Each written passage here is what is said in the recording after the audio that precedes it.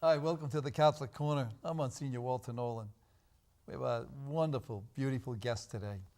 A guest that's going to talk to us about a new television series which will premiere on the Eternal Word television network, EWTN, in March of the year 2010. The program is called The Faithful Traveler. Diana von Glahn, my guest today, is a faithful traveler and the show's host and producer.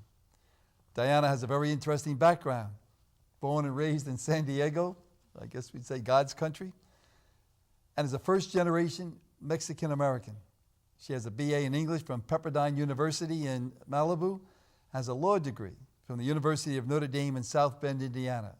From San Diego to Indiana, not so bad. While at Notre Dame, Diana was president of the law school's Right to Life Club. Beautiful, beautiful, beautiful experience. After passing the California bar and working with the workers' comp sole practitioner in San Diego, Diana moved to New York City to pursue a new career in publishing. And guess what? In New York, where she met her husband, David von Glahn, and David and Diana now reside in Philadelphia. David, a graduate of Syracuse University, SI Newhouse School of Telecommunications. He's a recent convert to the faith, and David is the show's videographer. He also assists Diana with her script writing and editing. Welcome, Diana, and welcome to the Catholic Corner. Thanks so much, Monsignor. God, it's so nice to have you. Thank you. I'm excited to be here. God, you were the faithful traveler before you became the faithful traveler. Yes, it is actually a lifelong Isn't pursuit. that terrific, huh? Tell me now about your television show. Well, the purpose of The Faithful Traveler is that we try to show people that, if you want to go on pilgrimage, you don't necessarily have to go to Europe or even abroad, that we have a lot of places here in the United States that you can go visit. And what we do in our show is we're like just any other travel show. We just happen to go to Catholic places in the United States, Catholic shrines and places of pilgrimage, and great places where people can learn about their faith. You brought a clip of one of the shows with you? I did. Tell me, what are we going to see? Well, the clip that I brought is actually from our very first episode, our premiere episode on the Miraculous Metal Shrine in Philadelphia. And we actually have a DVD out of it that is currently available on Amazon and actually also at the shrine, at the Miraculous Metal. And the purpose of the show is really to, show people what's at the Miraculous Metal Shrine, what they'll find when they get there, tell them a little bit about the history of the Miraculous Metal and why people wear it and what's the point. And we have a novena of the Miraculous Metal at the parish where I do pastor, so that's terrific. A lot of people pray novenas. In Oh, fact, it's at wonderful. the shrine, they've been having a perpetual novena to Our Lady of the Miraculous Medal that's been going on for quite some time, close to 80 years. Oh, marvelous. Let's take a peek at the video, and we can talk about it. Boy, oh boy. September of 1890, Joseph Skelly left home to become a Vincentian priest. But before he left, his mother placed a small miraculous medal around his neck and asked him to wear it always. Little did she know that one act of faith and love would essentially amount to her placing that medal around the necks of hundreds of thousands of people.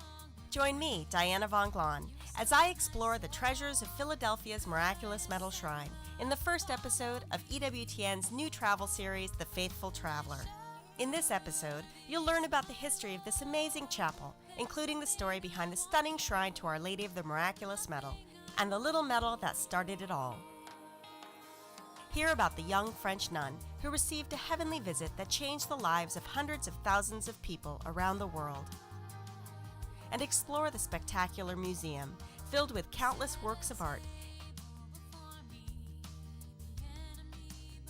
The miracle of the medal is that it brings the power of God in our life at that moment. And there's nothing more powerful, more miraculous than the power, the divine life of God present in our life. One of the things I love about visiting different churches and shrines is seeing how various artists illustrate the Stations of the Cross. The stations here are amazing. They're very big, and they're painted with bright, vibrant colors that really bring them to life. This medal is unique among all medals because it's designed by the Virgin Mary herself. So it's no wonder that it wins such extraordinary graces for those who wear it and who pray for Mary's intercession. So mark your calendars for March of 2010, when The Faithful Traveler debuts on EWTN.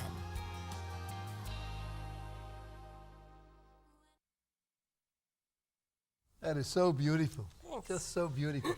You know what's exciting to me is that the Vincentian priests are right up the road from us in Princeton. And they, certainly have their own novena, and we have our novena in the parish of St. Paul's. Right. So that's exciting. Now, what other shrines and churches have you been to? Well, we are visiting a number of different places. We're going to have 13 episodes in our first season, and we're visiting, I think, about 15 places. Some of the other shrines that we're visiting are in Philadelphia, for instance, the Miraculous Medal Shrine, the National Shrine to St. Catherine Drexel, the National Shrine to St. John Newman, the National Shrine St. Rita of Cascia, and then we're also visiting some amazing cathedrals and basilicas. The Cathedral Basilica in Newark, New Jersey is just stunning.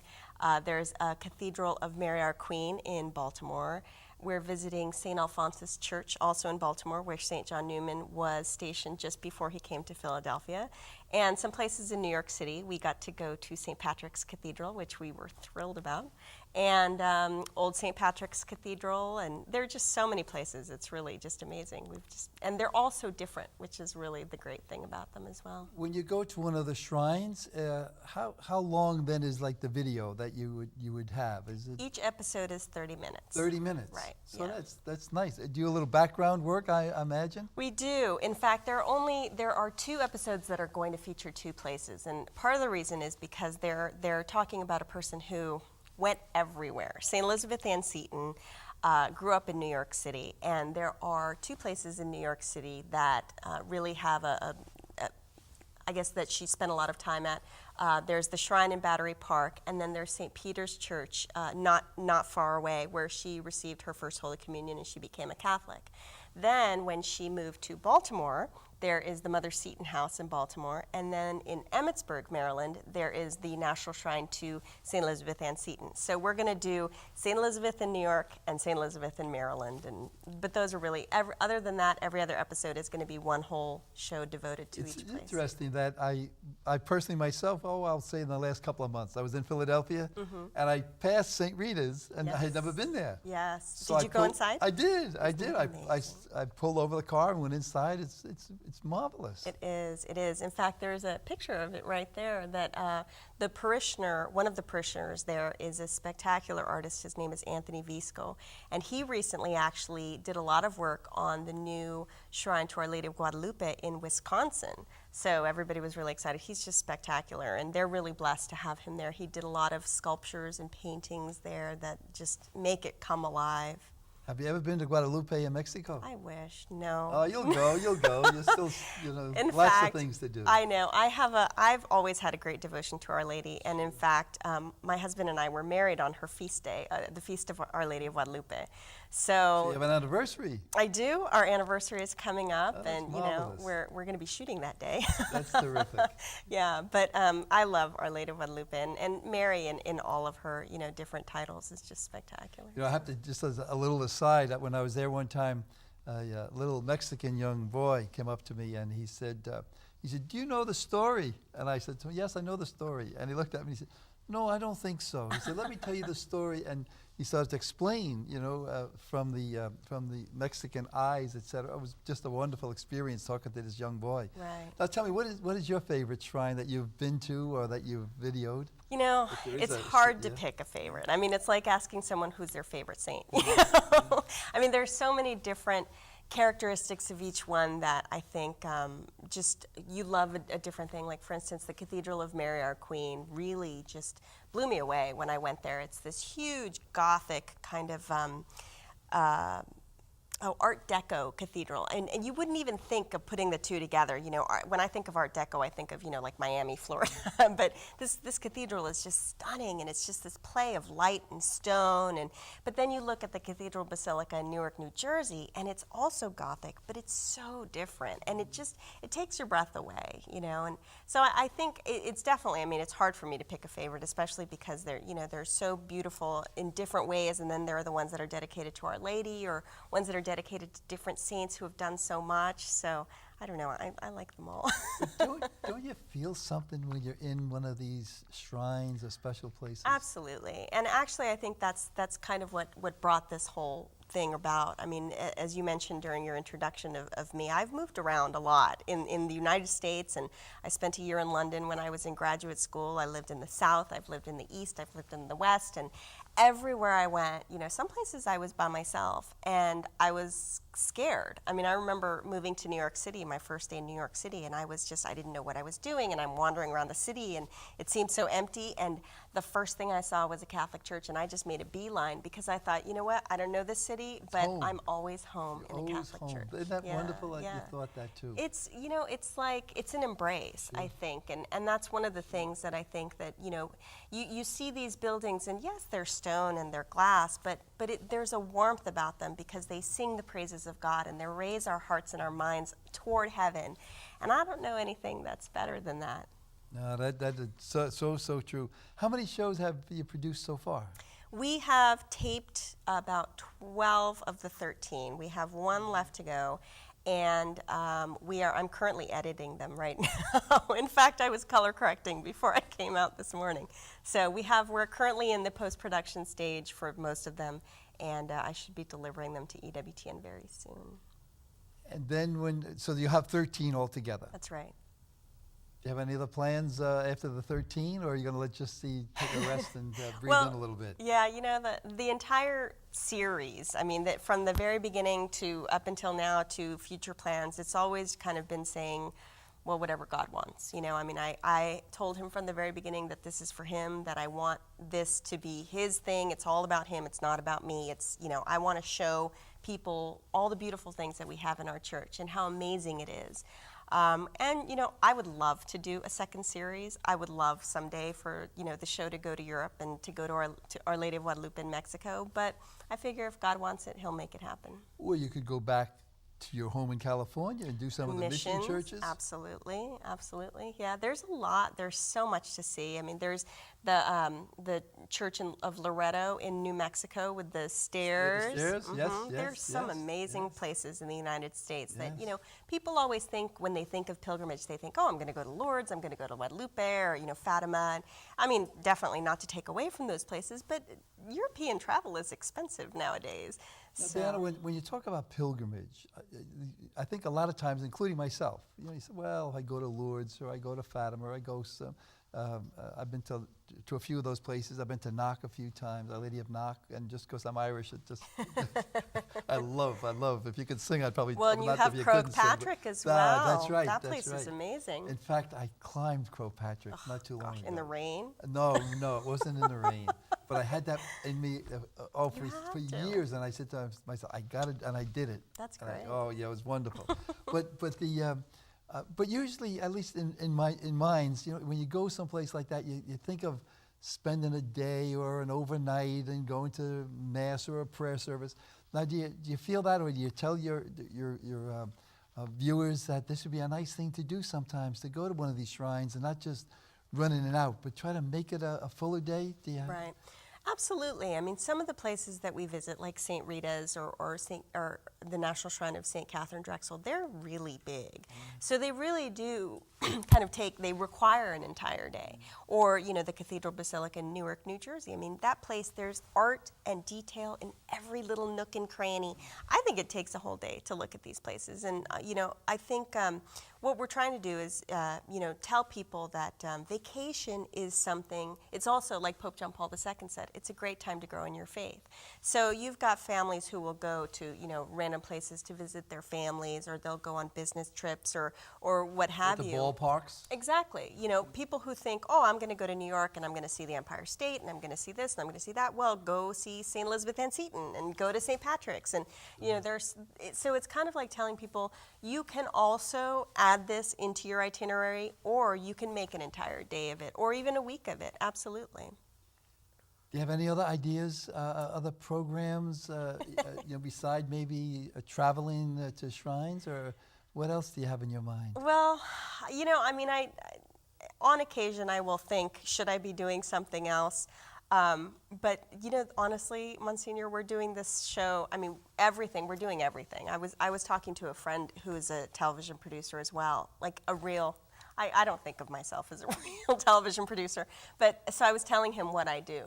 That I do all of the research for the shows. I call all the places. I set it up. I write the scripts. And then we shoot it. We edit it. Everything.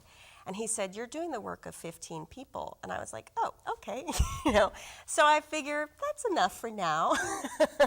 I think if God wants me to do more, he'll give me the drive. But right now, my real goal is just to get this to the point where people like it and people are excited about it. I think one of my biggest fears is that there will be so much buzz about our show and people will be excited about it, and then it'll get out there and people will just be kind of, it's not okay, So I want it to live up to what we're telling people that we want it to be. So. Beside all your research and when you go to a day to be at a shrine, how long does it take you to do what'd you say, it's a 30-minute kind of video. How long does it take? You have to edit it, you take shots and... It depends. How long does it take to produce the one show? Gosh, I don't know, because it takes a long time. Like I'll do a little bit here and a little bit there. Sometimes for the more difficult scripts, it'll take me a week to 2 to write it. Of course, it might take a month to read all the books. Like for St. Patrick's Cathedral, that one I was the most worried about because, of all the places that we visit, St. Patrick's has the largest amount of traffic. There are 3 million people that go in and out of that cathedral every year. And they don't have a DVD. And so if we get no. So if we can get our DVD into their gift shop, that's 3 million people that are going to be looking at it. And so, that's a lot of pressure. So I thought, okay, I have to get everything right. And I think I read maybe 5 books about St. Patrick's Cathedral from, over the years, from way back when to, current books. I read all those books. I wrote my script. The script ended up being so long that we cut it into 2 shows. So we're doing 2 shows on St. Patrick's.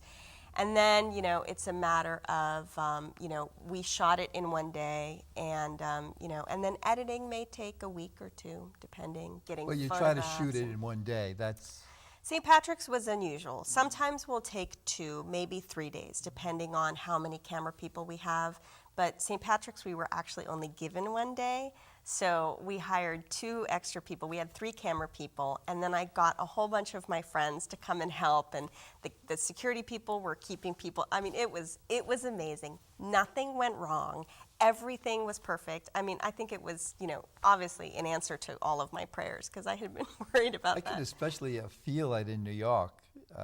People would probably, because people go to St. Patrick's Cathedral every day. I mean, you just can't go there without a whole lot of people. Exactly. And I'm sure people would stop and say, like, who are they? Who are they? What are they doing? Oh, it's not that. It's that New Yorkers are so, a camera doesn't faze a New Yorker. They'll walk right in the middle of your shot. They don't care. I mean, I don't mind people saying, who's that? But it's the people that just keep walking. So we had to keep them out of the way, and it was difficult. But some probably want to get into the video. Oh, you never know.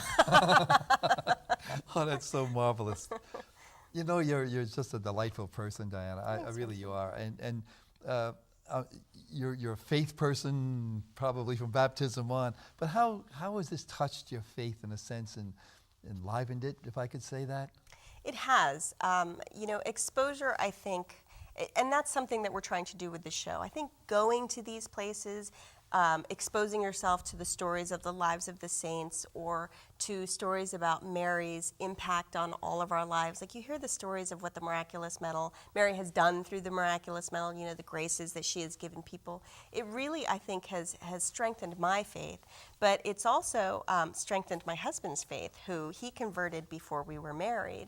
And so it's funny, I'm a cradle Catholic, and I've known these stories. I mean, my mom used to tell us stories of the saints for as long as I can remember, but David is new to all of this. And so I'll tell him, with the miraculous medal, that St. Catherine Labouré is incorrupt. And he'll be like, what? What is that? What? Like her body is not, oh, yeah, okay, and she died when? Or that St. Rita of Cascia had the stigmata, and that I had one friend who said to me, so God loved this woman, and this is how he repaid her? And I was like, yes, and it was a wonderful thing, So it's nice to be able to explain those things to people. Sure. Now, did David convert through yourself? I mean, in the sense that you two were going together then? Yes, I mean we were engaged at the time, and but no, I would have to say that it was all God. It was not me. I'm not a very good apologist, and because I feel so strongly about my faith, I tend to get very argumentative. When Don't forget, faith isn't always taught; it's caught. It's true. So It's true. I'm sure he caught something, and I'm sure you caught lots of things from David. That's Yeah. kind of a nice thing. Yeah.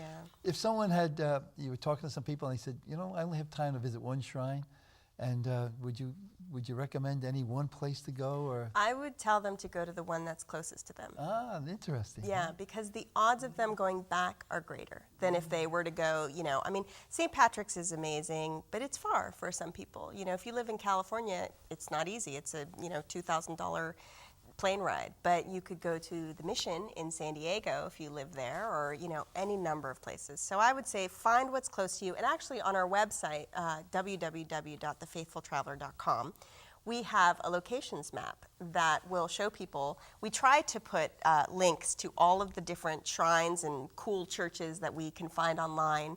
And, you know, I would say if you're looking for a place to go on our website, look at the map, and see what's close to you. Terrific. You know, when you talk about this, San Diego even, I had a great gift of a few years back. A friend of mine took me to a Super Bowl game out in Pasadena with the New York Giants and whatever.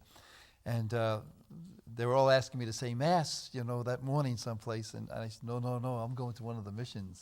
And it was just a great gift to be able to do that, you know. Yeah. I'm sure you're, as you said, you're doing this because God's part of it. What kind of an impact do you hope it has on the show? Because EWTN has a wide audience, and it's wonderful. They do. They're global. And we, you know, we certainly hope, our goal is, I mean, I guess we have a few goals. Obviously, our first goal is to entertain. I think that anytime that you're presenting something to someone, as good as it looks, that's the way that you're going to get their attention. You know, so if it's boring, if it's dry, you know, people aren't going to want to listen to you no matter what you're saying. So if you're entertaining, if it looks good, you know, and especially nowadays with all the high def and, you know, that we're the MTV generation. You know, everybody wants fast moving, you know, exciting. So we have to appeal to, you know, to the future of the church and also to, you know, to any number of generations. So we want to make it entertaining and fun.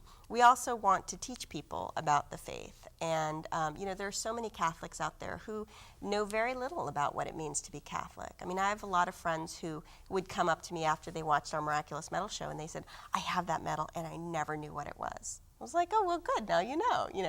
And then also, you know, we want to encourage people to visit these places. And my hope is that once they get there, God will take over and do what he wants to do with them. It's interesting how you say that, like your generation, because it is a generation that does like, you know, the excitement of things and videos and to see things, not only just to hear a word. Right. But you know, I wonder if we're not going back a little bit, because years ago, from things I've read, first of all, stained glass windows is teaching the faith in a sense through a still video or whatever you want to call it, you know, and even the Christmas tree, you know, they would actually teach the children. From again what I've understood, they'd put apples on the tree, and then go back to Genesis to talk about the whole understanding of, you know, of God loving us and God forgiving us and blessing us right up until the time of Mary and Luke. So it can do an awful lot of things for us. Absolutely. But the video itself, it seems that's a. I often wonder, should we start even preaching with PowerPoints or videos? Or well, you know, Fulton Sheen did a really good job. Didn't he? I mean, talk about presentation. That man was the ultimate showman. And, you know, people of all faiths listened to him, and they loved him because he, you know, despite what he was saying, whether or not, you know, I mean, of course, the fact that he was saying something, you know, he was preaching the good news, but he really did it very well. Well, he had an angel. He did. He had his angel in the blackboard. You're going to be the angel to this generation. Well, I do pray to him a lot. God love you, honey. What's another the feedback? You have a website? Yes, we do. And you got a lot of feedback from the from the website, and Yeah. does it feature some of your clips or what? We do have some clips on our website, and as we create more, we're going to try and put some clips from every episode so people will get a sense of what's on there. So yeah, eventually they'll be up. But right now I think we have maybe 3 or 4 videos up. And do you get, I don't know, what do you call them, hits or something like that? We so do. we get a lot of, Yeah, we do. We get a number of we get some good traffic to our website. So I'm sure once we get online or once we get on TV, we'll get a little bit more. But we're on, the usual Facebook and Twitter and all of that, newfangled stuff. how about the younger, the younger children? I mean, are they fascinated by the saints and by things that you've shown? I hope so. I just got back from visiting my sister who has 9 children from the ages of 1 to 15. And I love showing them stuff because I don't have a lot of exposure to children. And so I love to just get their sense. And they get really excited about it. And I think that, one of the places that we're going to, which is the Blue Army Shrine in New Jersey as well, I think a lot of people underestimate what children can grasp. And you look at those 3 kids, Jacinta and Lucia and Francisco, they were 6, 7, 10. And they were delivering a message from the Mother of God. So if they could do that, and granted, I'm sure that there was some heavenly grace showered down on them, but I think that kids understand a lot more than we give them credit for doing, and definitely hope to appeal to them as well. And I think also with Mary as well as the other saints, but like the different portrayals of Mary, the Black Madonna and different things of that nature that just seem to be so fascinating.